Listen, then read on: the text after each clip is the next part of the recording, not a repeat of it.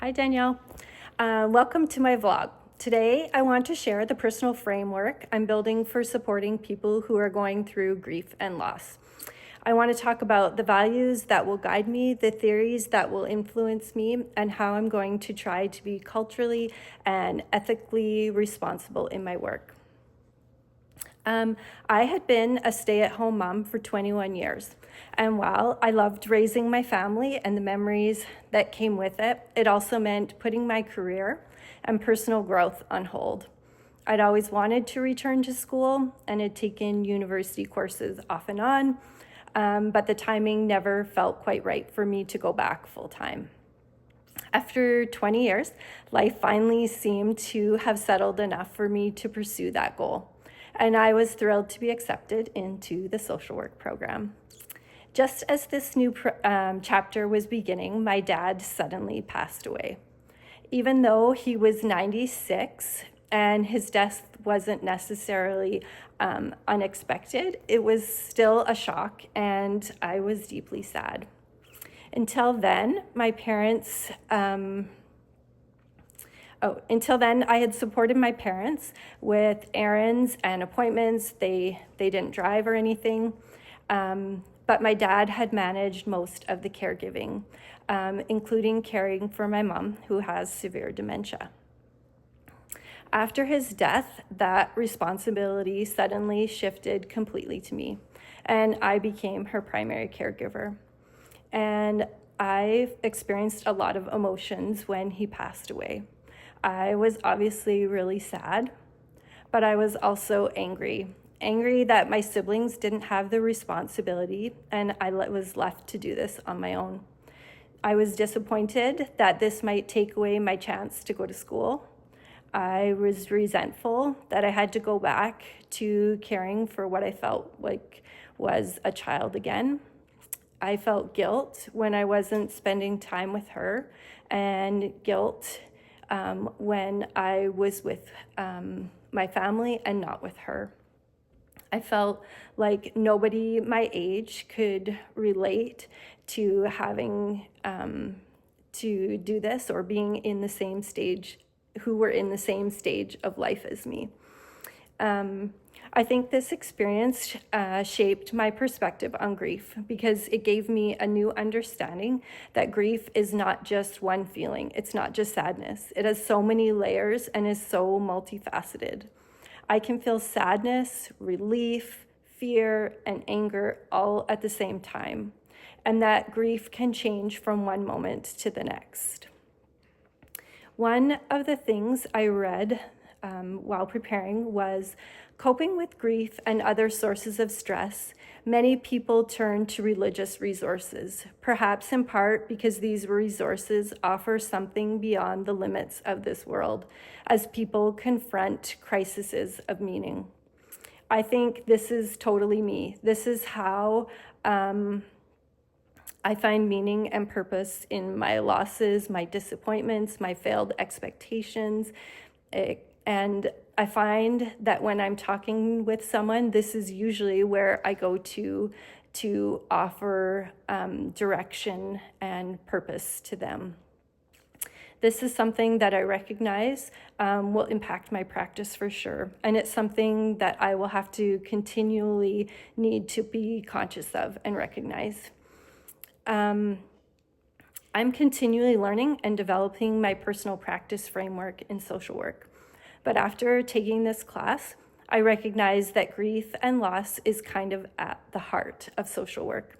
Many of the issues that clients present to practitioners have a basis in grief and loss.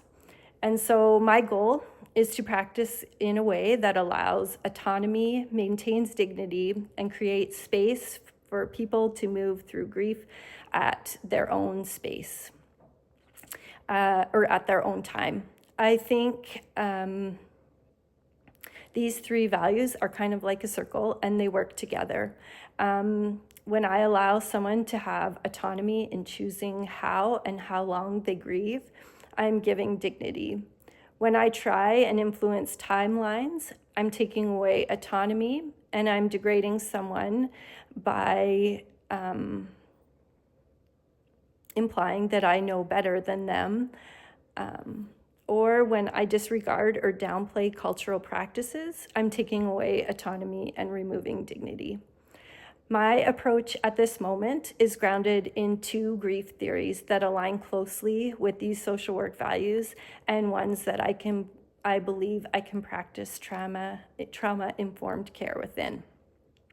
The first theory that I really connect with is the dual processes theory. The dual process theory leans heavily on the idea that we oscillate from trying to process and come to terms with loss, which is called loss orientation, as well as trying to create a new reality and a new normalcy called restoration orientation.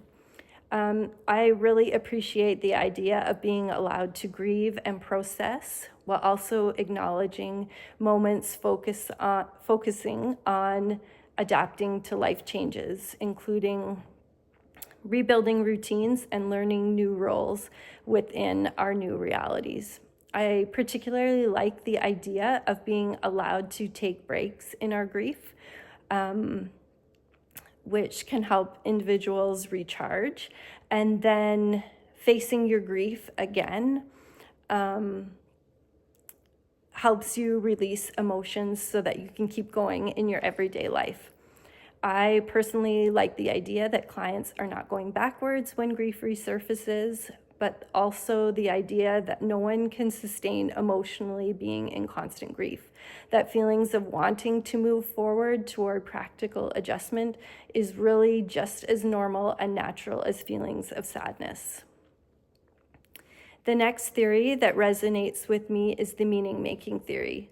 The meaning-making theory encourages individuals to constantly construct and reconstruct narratives of meaning that enable them to find purpose or meaning in their loss. Change within life is inevitable, and we all try to make sense of it. No one wants to feel like their heartache is in vain. That sounds super discouraging to me. So when we can find meaning and purpose in our heartache, I think we can begin to rekindle hope. Instead of seeing grief as something that's wrong, that needs to be fixed, the meaning-making theory views grief as a normal process where people try to understand and try to find meaning in their life. Meaning-making takes away the idea that grief is a problem or an illness and something to be fixed, and instead frames it as part of the experience of life and change that touches everyone throughout their journey. I think my trauma-informed approach within these models focuses on strength-based language and collaboration. I feel as though people are generally capable and resilient, but we often lack that belief in ourselves, especially those people who have experienced trauma and a lack of control. Strength-based practice or strength-based language in my practice will look like highlighting resilience and focusing on their abilities and their capacities. So something along the lines of, you didn't think you would make it the first month, but look how far you've come and you're thriving in such and such an area. Collaboration to me looks like making decisions together, offering guidance or suggestions or an outside perspective on a situation or a goal or a setback, but then ultimately making decisions together rather than directing or instructing. One of the Indigenous grief practices that resonates with me is the large number of people who gather together when a person is dying. In one of the articles I read about Indigenous people gathering out in front of a hospital, sitting on the kiosk steps or just waiting outside the front of the hospital door. They were just there to show they care and they didn't have to be related to show love and support. And they were showing that what they were going through matters to us because it matters to you. This act signified that their grief is real and that it's important and you have support, and that this member is a loss not just to you, but to our whole community, and their space in this life and on this earth was significant and it mattered. I think this is dramatically different from our Western approaches, where we are often too busy in our lives to really take space for grief and loss. And if we do, it's usually for immediate family members only. I think having a community that we belong to beyond our immediate family is really rare within Western culture. And we've all seen videos that make us teary, or we feel touched when a community rallies to an individual or a family who is experiencing grief. And I think it touches us so much because it's so rare, but we recognize the importance of it. And I think we all want to feel like our grief matters and is validated. Another practice that resonates with me is the use of narratives and storytelling. I'm someone who learns from stories and from others' experiences, and I'm fascinated with people's life stories, why they did this or what happened to them in the past and how it's affected them. I think that these two areas are something that I would love to incorporate into my practice. To me, this looks like showing up for my colleagues and clients in their grief. That might mean taking some of my sick days to be there for someone, or missing part of my lunch hour to show up. I heard this quote once that said, "The price of community is sacrifice." And I think I can apply that to so many areas of my life, including my practice. Implementing storytelling into my practice could look like organizing sharing circles, or one of the articles I read mentioned facilitating the telling of stories about responses to difficulties and then sharing these stories with other members within organizations or groups. Incorporating different cultural and religious practices is at the heart of Incorporating different cultural and religious practices at the heart is not assuming that my way of grieving is the right way, and being aware of how my biases might influence that. Again, this is another area where I recognize that a religion is a big part of my life, and this is something that I'm going to have to constantly reflect on and be conscious of. In all my readings and preparing for this, it was obvious that complications of grief disproportionately affect those most vulnerable in society. They experience higher rates of traumatic loss while also having limited resources to healing, such as mental health supports, paid time to grieve, safe housing, and meaningful cultural practices.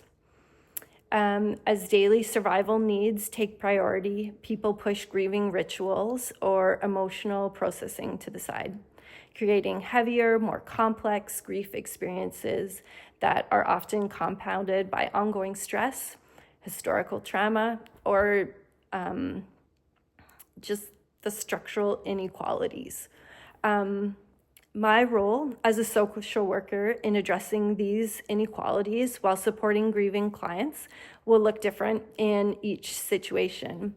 That could look like helping them find basic needs and resources so they can spend their energy and time on recovery. Or it might look like accepting and acknowledging certain concepts without doubt or hesitation, even when I'm uncomfortable with the reality of it. I could see that being an issue in cases of racism or colonization. One of my favorite quotes that I heard this semester that I want to carry onto my future practice and into my life is, "The purpose of freedom is to free someone else." As someone who has an immense amount of privilege and freedom, I want to look at each situation and think about, how can I free you from whatever is keeping you bound and stopping you from thriving and living your best possible life? Thank you for listening. This was such an informative class that had relevance to me in my future career and practice, but also in my everyday life. I really loved it, and I think it should be a requirement for every social work student. Thank you.